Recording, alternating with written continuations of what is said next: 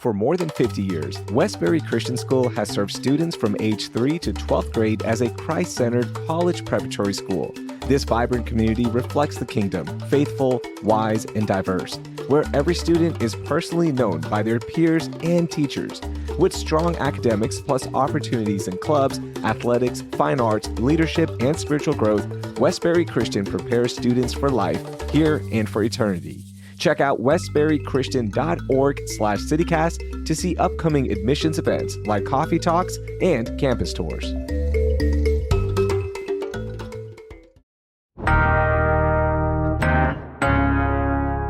Today on CityCast Houston, we've reached the end of the week, so I'm breaking down stories that impacted us with education advocate and attorney Monica Flores Richart. And after our conversation, I'm going to tell you about an incredible talk with a Pulitzer Prize-winning novelist brought to you by the Imprint Margaret Root Brown Reading Series. It's Friday, October 10th. I'm Raheel Ramzanali, and here's what Houston's talking about. I want to welcome new listeners to the podcast. So every Friday, we recap the news with some of our brightest journalists and commentators like Monica. What's up, Monica? How are you? Good. How are you doing? I'm doing all right. You're a longtime listener, so you know what we do here. And obviously, our longtime listeners enjoy the show.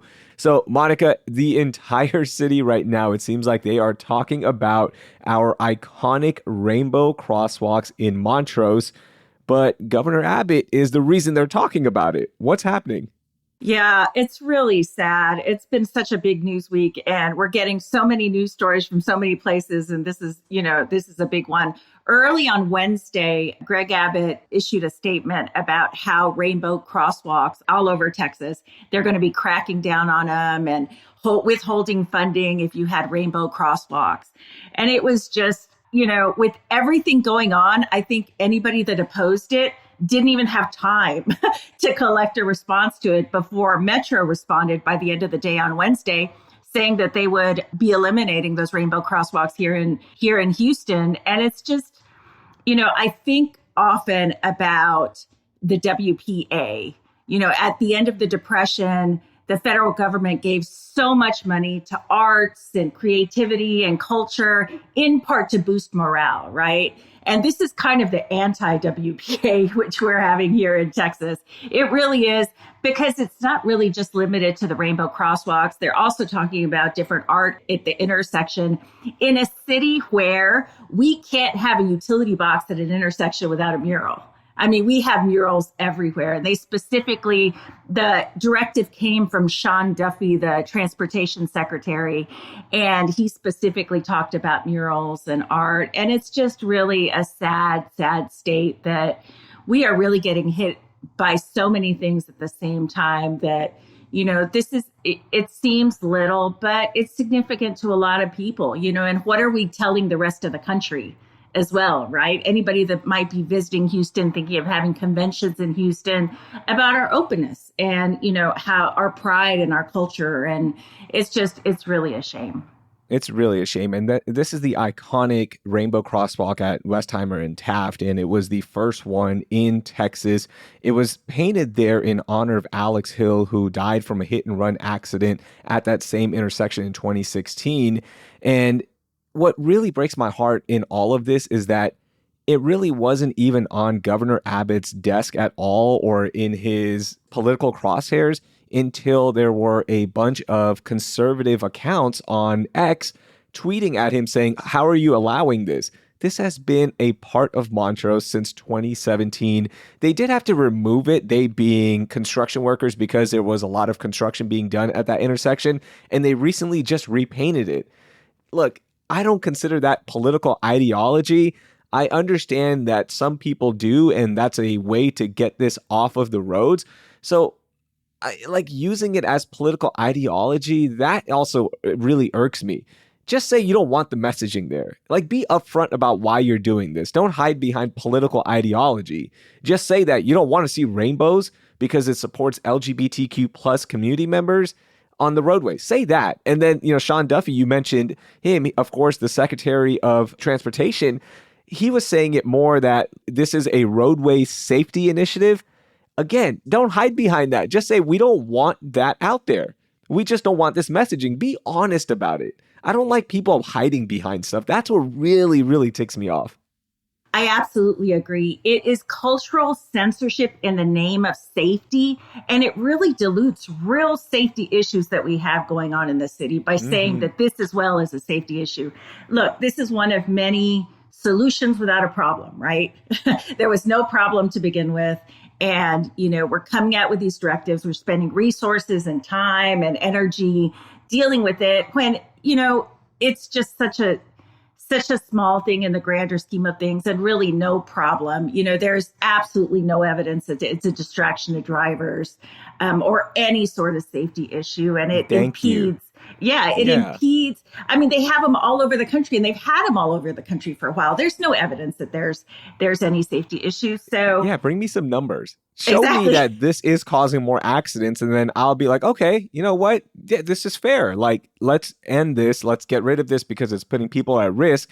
But instead, it's just we're hiding behind this, right? We're hiding behind safety, political ideology, when there are so many other things impacting Houstonians right now.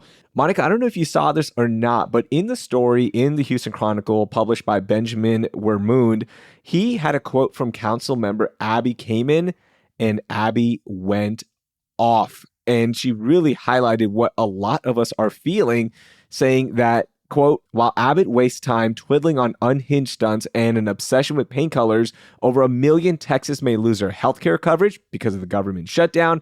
Grocery prices are skyrocketing. Houstonians are at risk of flooding and extreme weather. We have real problems that deserve real leadership, not wannabe Trump authoritarians trampling on the rights of our communities.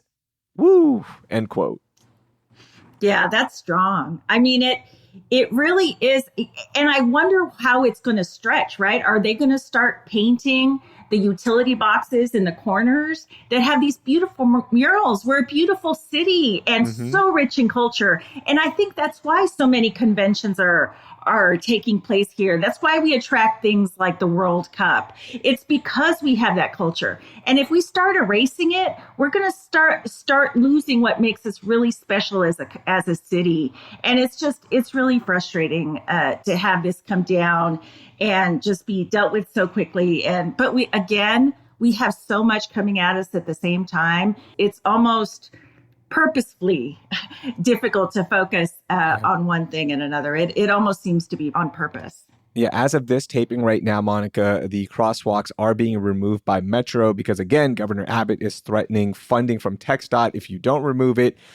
I want to know who's going to fight back from the city of Houston, right? This is a very strong statement from council member Kamen, but who is going to fight back? Who is going to stand up for our communities, for our city, and delay this a little bit? Is that going to be possible? Will there be a last second effort from somebody to fight back? I don't think there will be, but it would be nice. Like, if it does mean so much, and if you don't like the governor meddling in your city, what are you going to do about it? I agree. I mean, it goes against the whole local control. We're a state of freedom where freedom is embraced and, kind of those broader issues. But I agree. I just don't, it's happening so quickly in an environment where everything is happening so quickly. We're getting so much from the federal government. I fear like you that nobody will be able to fight back. We just have so much coming at us at the same time that it's just going to be really difficult to focus on this one issue with the shutdown, like you said, with airports, with, immigration issues. It's diluting our ability really to fight back. So it's frustrating. It really Certainly. is frustrating. I don't know if you saw this or not. Speaking of the government shutdown, of course, it's been going on since October 1st, and Republicans and Democrats at the national level are, going at it right now, trying to get certain things in and reopen the government. But we are going to start feeling some of these impacts of the shutdown. And at the airports right now, this week, they had to ground flights due to staffing shortages. And Transportation Secretary Sean Duffy, who we talked about just a second ago, said this week that FAA is stretched pretty thin and air traffic controllers are continuing to work without pay.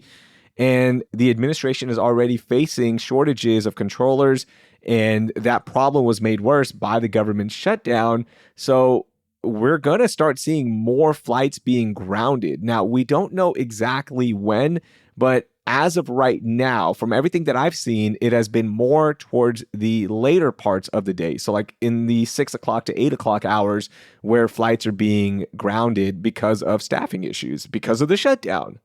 Right. And, I think when shutdowns happen immediately, we don't really grasp all of the different ways it can really hurt us. But you know what?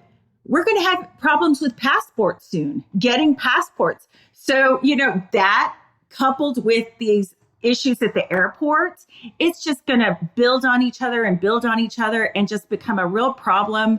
We have immigration issues too, right? If we're not finding air traffic controllers, we're not able to attract people to become traffic controllers, even from other countries, right? It's just everything is building on each other, and we're not seeing really strong, good policy, which really takes into account everything that could potentially happen in the future. We're just seeing sort of this fast and loose kind of way of going forward.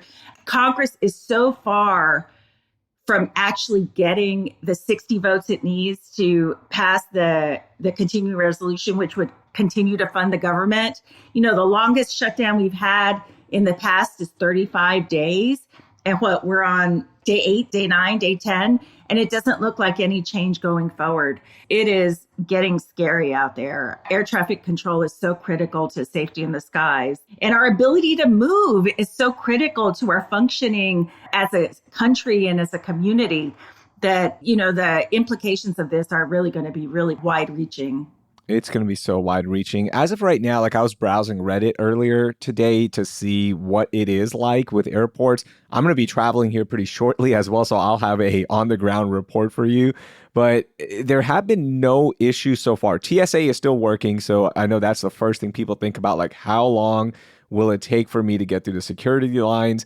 Are my flights going to be delayed? All of those things. It's been pretty smooth right now. But again, as this goes into, as you mentioned, day 9, 10, 11, 12, then what happens? And the workers who are working right now without pay, are they going to get burnt out? Because they have been in other cities. So we'll see. And this is going to be such an interesting time to follow. We also have an update. The IRS, they furloughed nearly half of its staff amid the shutdown. So that's prompting chaos and confusion. You mentioned passports with immigration, all of these things, it's snowballing. And to get people back up and working, that's going to take time. And there's going to be a lot of work to catch up on. This is such a disaster. Well, and especially because the president is talking about basically retaliating by reductions in force, by actually letting people go. And, one of the things, there are two areas that I think a lot of people don't think about primarily in the shutdown, but our small business loans. It's going to be incredibly difficult in these trying economic times to get small business loans. Bureau of Labor Statistics, which is critical not only in getting us an accurate reflection of what's happening out there in the job market, but also responsible for cost of living adjustment numbers, right? When that comes time, if they don't have the people, I think they have one person working there right now. And all of those are critical. It's critical to our credit as a nation, our credit scores. But also earlier this year, there was a story about how cuts to the general federal government, $1 billion in cuts was going to the USDA. And that specifically affected the local food purchase assistance program, which helps food banks. So food banks are now going to feel pressure, even more pressure, because as people are not being able to receive a paycheck, there's going to be a greater need at the food banks, and they're going to be less able to deal with it. So it's, again, everything is building on each other to this really sad crescendo of our inability to meet the basic needs of our community. And it's so fast and loose that, it's a scary time. It is. Our friend Joyce Sewing of the Houston Chronicle had a column this week about the shutdown and how it's impacting the 30,000 federal workers here in the city of Houston. She talked to a lot of organizations, and she said that they haven't seen a demand increase due to the shutdown just yet. But again, we're not that long into it. So, as you mentioned, as we get a little bit deeper into this, what happens with the Houston Food Bank, with other pantries that can help out locally that are already dealing with cuts from the federal side. So, there's a lot at play here. If you want to read more about it, I've linked those stories in our show notes. When we get back, Monica, let's talk about a new project in the East End that could help our unhoused community, but their potential neighbors are not happy about it. We'll talk about that next.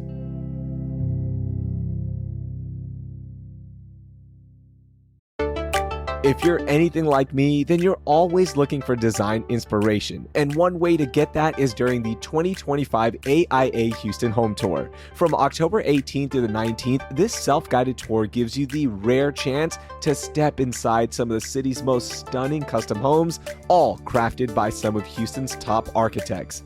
Whether you're dreaming up your own perfect space or just love exploring amazing designs like I do, this tour is a must. Each home is a masterpiece showcasing the collaboration between homeowners, architects, and builders.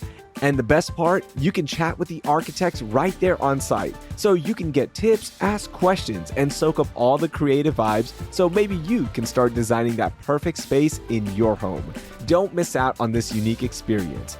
To learn more or grab your tickets, just head over to aiahouston.org. That's aiahouston.org. Mark your calendars, October 18th through the 19th for the AIA Houston Home Tour. You won't want to miss it. It's time for the Bayou City Art Festival in Memorial Park, all weekend long from October 10th through the 12th from 10 a.m. to 6 p.m. Houston's iconic art festival will transform Memorial Park into a vibrant outdoor art gallery and interactive experience while showcasing the works of more than 250 artists. There's so much to do, including purchasing one-of-a-kind art, jewelry, functional art, and so much more at all price levels. And there's more than just art. You can enjoy live entertainment, food trucks, an active imagination zone for guests of all ages, and a craft beer and wine garden. Early bird tickets are $18 for adults and $5 for children ages 6 through 12 at BayouCityArtFestival.com. But act fast because adult tickets purchased after October 1st are $20, and physical tickets will not be sold at the gate, so grab yours in advance online. You can also enjoy the festival in their VIP Hospitality Lounge with VIP tickets. Again, to find out more and get tickets, go to BayouCityArtFestival.com. This show is brought to you by Wise, the app for international people using money around the globe. With Wise, you can send, spend, and receive up to 40 currencies with only a few simple taps and save up to 55% compared to major banks. Plus, Wise won't add hidden fees to your transfer. Whether you're buying souvenirs with pesos in Puerto Vallarta or sending euros to tip your Coliseum tour guide, you know you're getting a fair exchange rate with no extra markups. That's what makes Wise the fast, affordable way to use your money around the globe. Wise also offers 24/7 live support, and they run over 7 million daily checks to catch and prevent fraud, so you know your money is where it's supposed to be. Be smart. Join the 15 million customers who choose Wise. Download the Wise app today or visit wise.com. Terms and conditions apply.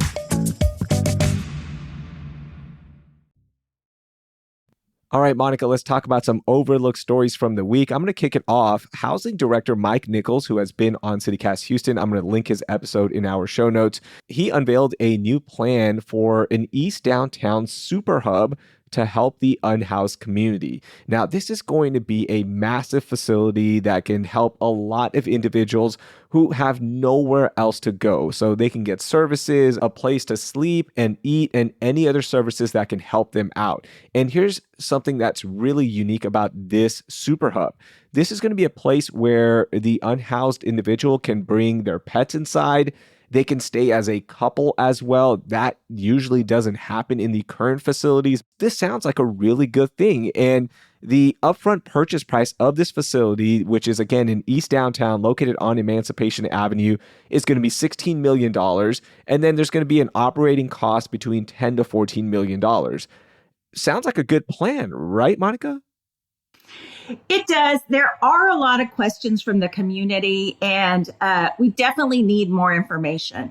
it is certainly needed. This would be in lieu of citation. So instead of being cited and acquiring that sort of debt and having it be more and more difficult to get a job with these citations, this is a place you can go. It's about 150 to 225 bed facility they're thinking of. And it really looks great to be able to get all of the resources that people need together. And your point is so well taken. You know, when I have done research in the past about unhoused people, there are three specific things that keep unhoused people from going into shelters: people, pets, and belongings. They don't want to leave their pets behind. They don't like that they have to be separated from their loved ones. And they don't like that they have to give up on their belongings. And this is a very unique facility in which those specific issues are being met. So it would be easier for the intake.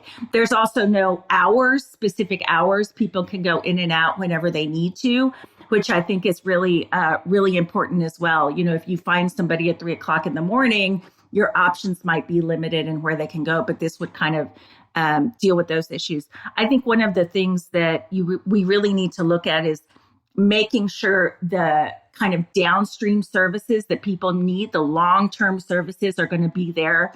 Because what we don't want is a place where people are going to be there for a really long term without any real permanent housing, without any real strong mental health support, which I think is a real need there, without any substance abuse problems. But it looks like they're working on it. You know, they're getting funding from Metro. It looks like they're getting some philanthropy dollars, some federal money they're looking at getting, and they're working with the county. I think the county has put forward $8 million recently to combating the issue of unhoused people. And I think there might be some collaboration there. So I see the questions that people have, and I think that they're important questions that do need to be answered, because what you don't want to do is start the project and then not have the funding to continue, right? Or to start a successful project for a couple of years and not be able to continue. But hopefully it'll be something that is so successful that it really attracts kind of philanthropy dollars and that sort of thing. So it is certainly a big bright spot, something to look forward to. Yeah, those downstream services, that's always been key for Mike Nichols. He joined us when he was at the Coalition for the Homeless. He's joined us as the housing director, and he always brings that up. Like, he wants to provide services. He wants these community members to get back into society, right? To get off the streets. So that's going to be important right there. The other thing that really comes to mind when we think about this facility, if it does work in East Downtown, this is something that they do want to copy into other parts of the city. Now, you talked about the neighbors in East Downtown and some of their criticism and some of their thoughts. Dominic Anthony Walsh of Houston Public Media had some of those thoughts in his story.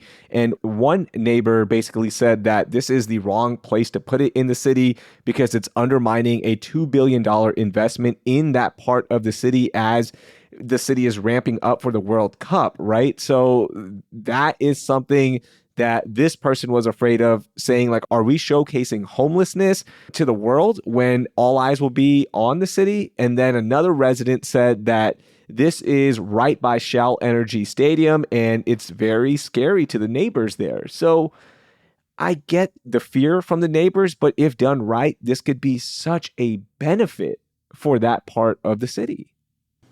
I agree. And what it is they are taking unhoused individuals from the area and offering them this place to relocate. And so the issue is really, do you want people going to the World Cup seeing people on the streets? Or would you rather have them being provided services in a location? Because they're going to be there. And they will be out. If there is no facility, they will be out on the street. So it's not like they're not going to be seen. And Monica, the city has done this before when big events are in town, like the World Series. Minute Maid Park is just blocks away. There is a huge encampment under the bridge right there. They have just destroyed that encampment. They have thrown those individuals out of that area when all eyes are on the city of Houston. And then guess what happens? They come back. So wouldn't we rather have a solution when all eyes are on the city and we can accomplish something? That's what's frustrating. Lost in all of that is that we can help here. There's a chance to help if done correctly. Right. And it's just more humane. Yeah. I mean, it is more humane to keep people with their pets that mean so much to them, people that don't have a lot, but have this connection, this emotional connection to this animal, have these connections that they've made with loved ones out there. It is just more humane. And that's what I want us to be as a city. And I think that's what a lot of us want as a city, to show that our humanity and how we are really going all out to support the individuals who find themselves unhoused. And, I think this is a step forward. I think we need to be careful and we need to make sure the money is there. But if we can do it, let's do it. Let's show the country what can be done. And maybe we'll become a model for other cities. Monica, what was your overlooked story for this week? My most overlooked story is a story from a reporter named Julian Aguilar, the Houston Chronicle immigration reporter, about how the $100,000 fee for HB1 visas might potentially hurt our Houston Medical Center. So the Trump administration has decided that they're going to impose this $100,000 fee in order to apply for H-1B visas. This is a visa that enables immigrants to come work at companies, specifically in jobs where they're having trouble filling positions with the existing employment pool. And companies used to or institutions used to cover that fee. And a huge percentage of our medical center is immigrants. It looks like 30% of healthcare workers in Harris County are immigrants. 45% of all physicians in the Houston metro area are immigrants. Wow. So this has potential implications. Now, the implications are not going to be now, because the $100,000 fee does not apply to people renewing an H-1B visa who are currently grandfathered in, or people that are already here. But it is going to impact our ability to attract new talent into the Houston Medical Center. Monica, I'm glad you pointed that out, because usually that cost for the H-1B visa is between $2,000 to $5,000. And from my understanding, from friends who have these visas that I know, the companies will usually sponsor them and pay that fee. So they will come over and the companies sponsor that fee, because in the grand scheme, $2,000 to $5,000 for a major company is not that big. But $100,000, that changes everything. And as we move forward with new applicants, this is going to be tough, especially for the medical center. It is tough. And we're not even talking about as many for-profit companies. Like Rice University does a lot of H-1B visas, and that's an institution. It's a nonprofit. They don't have $100,000, to spare every time they need somebody. And it really is going to hurt research institutions that really bring in people to do research. And just thinking about it from the perspective of how this collaboration with an international group improves research from different points of views, different education backgrounds. I think, again, this is going to be a longer term pain that we're going to feel. In order to get an H-1B visa, a company has to show that they have tried to get somebody locally to fill this position and they couldn't, right? So again, the problem that they're trying to fix, and I put problem in quotes because I don't see a diversity of opinion as being a negative. But the problem they're trying to say is get jobs to American citizens, right? So you would expect something like this to be coupled with more education incentives to create more doctors, more stronger Pell Grants, more support for the infrastructure that creates these positions. But you don't have that. If anything, there's more restrictions on Pell Grants. There is talk of even stricter restrictions on Pell Grants going forward. We're not creating that infrastructure. If that is the true goal, if it is to create more doctors that are educated in the United States, where is the support for that? It's not there. So it's going to create this vacuum of talent. And it's especially with regard to healthcare, where people cannot put off cancer treatment. These aren't issues that can be put off. Do we really want to lag behind other countries in terms of medical research? I mean, just so many broad implications to this. Texas has the second most H-1B visa applications in the nation. This is a big deal for us. It's huge. And it's huge. It is. Where's the pushback? Yeah. Where is the pushback about how important these immigrants are to really the healthcare infrastructure that we have here? It is a really, with everything going on, this story, I think, hasn't made the radar of a lot of people, but it really is really, really important to pay attention to. It really is. One last thing, MD Anderson Cancer Center currently has 120 H-1B beneficiaries among its ranks. Okay, so that is a lot of employees right there. The second thing is, I thought the whole crackdown on immigration was about criminals.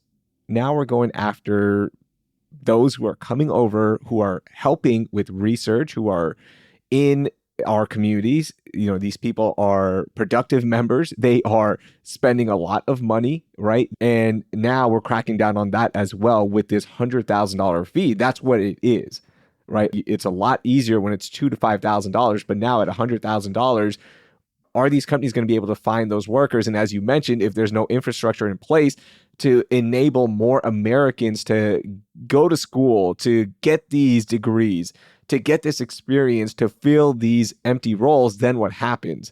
This is shocking. I knew that this was coming down, and I know the changes have been announced, but I never thought about the medical center. So I'm glad you brought this story to our attention. No, it's definitely important. And, you know, everybody needs health treatment. It doesn't discriminate, you know, so your ability to get health treatment in the medical center might potentially be impacted. Mm-hmm. And that's what people really need to realize with regard to these immigration crackdowns. You know, immigration crackdowns on farmers leads to higher prices. And that's for everybody. We really need to see how intertwined everything is and how this really divisive immigrant rhetoric is hurting us long term. Yeah, Monica, as an immigrant who has benefited from our city, from our policies, and our pro-immigration stance here in the city of Houston, I appreciate everything that you're doing. And this is another story to watch out for. When we get back, Monica, let's do our moments of joy. And I've got an event that you have to check out next week.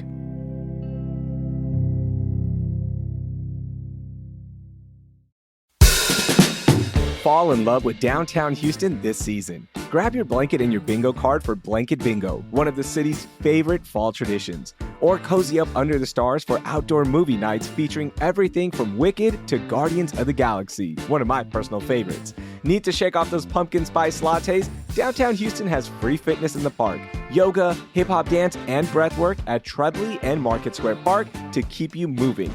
And yes, even your four-legged friends get their own Yappy Hour Paw Tea. And mark your calendar, Dia de los Muertos takes over downtown with live music, art, kids activities, and a glowing community ofrenda. Plus a family screening of Coco that will give you all the feels. The weather is nice, so it's time to make this season unforgettable. Plan your downtown adventure with your friends and family at downtownhouston.org. Downtown Houston, get energized and revived. Need a fun free indoor activity? Well, the Contemporary Arts Museum has you covered with its new exhibition, Out of Stock. This inspiring exhibit features work from Houston teens and was curated and created by CAM's 14th Teen Council. The artwork really makes you think and reflect on big ideas like consumerism and identity. Out of Stock is made by teens, but everyone will enjoy it. The exhibit is running now until October 19th, so head to camh.org to learn more. And don't forget, CAM is always free. I'll see you there. All right, Monica, let's end the week on a high note. What is your moment of joy?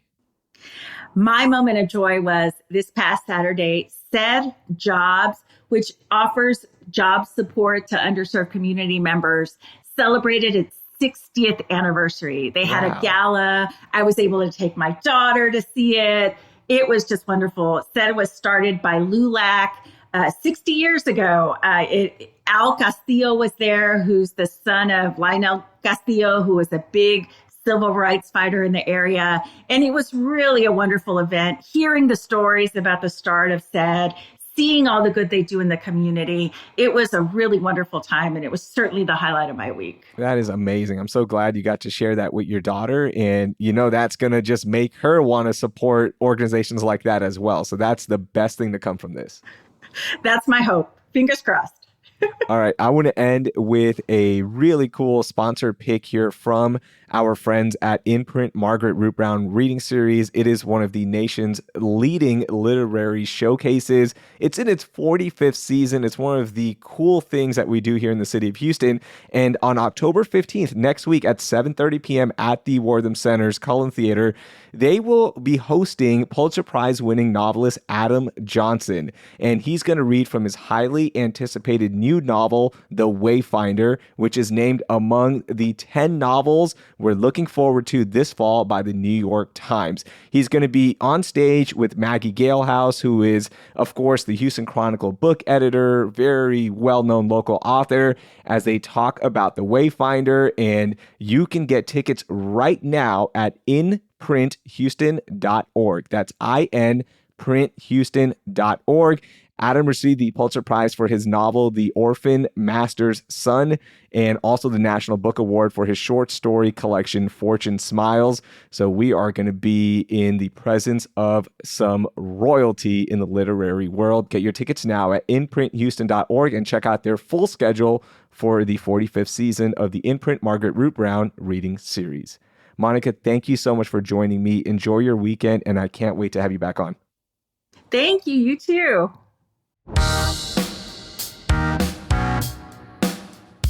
That was Monica Flores Richart. She's an education advocate and attorney right here in H-Town. I've linked all of the stories from today in our show notes. Are you looking for something to do this weekend around Houston? Check out our events section in our newsletter at houston.citycast.fm. And while you drive to those events, be sure to listen to episodes of CityCast Houston from this week. Thank you. That will do it for this week here on CityCast Houston. Our producer is Carleon Jones. Our newsletter editors this week were Selena C.A. Reynolds and Brooke Lewis. Our interim executive producer is Lizzie Goldsmith, and I'm your host, Raheel Ramzanali. Our music is by the band All the Kimonos, with additional music courtesy of Harold Shank, 8 Main, and David Harris from Triple Scoop Music via Getty Images, plus Duke Harrington and Grip City Cronies via epidemicsound.com. We're off Monday, but we'll be back Tuesday with a fresh episode examining why Harris County's bail system is always under fire from state leaders and what's really going on. Thank you for listening and enjoy your weekend.